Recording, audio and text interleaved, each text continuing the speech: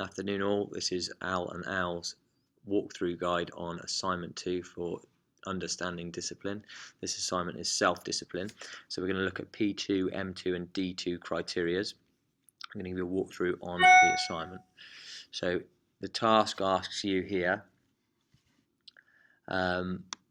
to complete or conduct or demonstrate one of the following, so either a drill, a uniform maintenance, adhering to a team code, time management or attendance.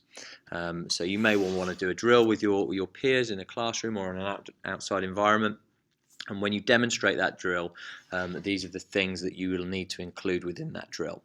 So your drill, just bear in mind that your drill will be recorded for evidence, and while you conduct the drill, you'll need to ensure that actually you manage time effectively, that the participants are punctual and they're reliable and their attendance is a good level. So the way that I would suggest you would demonstrate that on the video is that you'd have a sheet showing the participants' attendance levels and punctuality through the previous weeks, and actually you address them at the start of the session, talking to them about those issues, or actually praise them if it's been positive.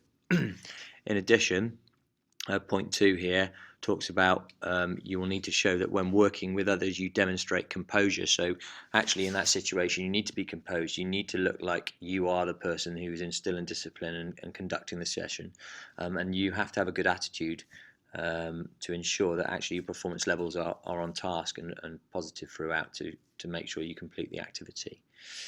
If we go down here, the next part, it says actually while you're performing it, it has to be performed to a high standard if you want to achieve a merit. So what that means is actually that there's no guidance from peers or the deliverer, the lecturer, and when you're conducting the activity you have to give others advice, okay, and you have to make sure that they hit the standards that they need to hit.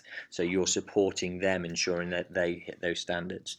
In addition, your information that you provide them has to be clear and concise, so the instructions are not muffled, they're actually clear, concise, and everybody's aware of what they need to do during the activity.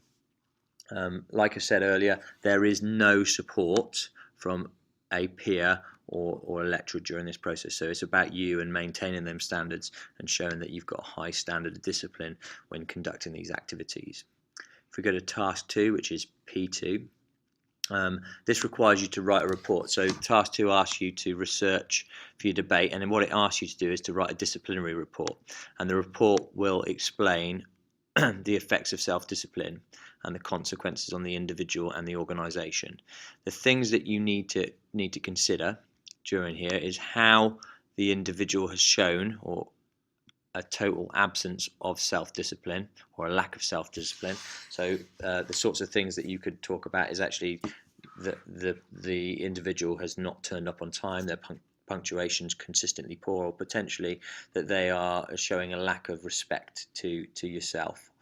So you need to talk about that, and then you need to, after that, you need to mention what effect this has had on the individual and the organisation. So if it's a lack of or poor time management, effectively it's having an impact on everyone else in the working environment. It's having an effect on potentially the productivity of the group and the individual, and therefore things are not moving as fast as you'd want them to within the public services. And then you need to consider what is the correct action that you take in terms of the discipline. So if someone's constantly turning up late, what is the action that you have to put in place? Is it a verbal warning? Is it whatever is appropriate to the situation? Finally, the last part, which is D2, is that you have to produce an evaluation report. Okay, so this is task 3, and in your report you need to evaluate your own personal levels of self-discipline in the activity or drill that you did previously that was recorded. When you do that, you need to complete once you've completed your activity, you evaluate your own performance and you think about your performance in relation to your entry level at the into public services. So you'd consider what you did well or what were your strengths within that activity in relation to self-discipline? What were your areas for improvement in relation to self-discipline? So you might say a strength was actually I commanded the group really effectively. I made sure that they had clear and concise instructions, and actually because that was effective, everyone was able to follow the instructions provided, and actually the majority of the group, or pretty much 80% of the group, followed the instructions correctly. However, areas for improvement might be that 20% weren't quite on point, and these were the reasons why, and that would be down to you to explain that.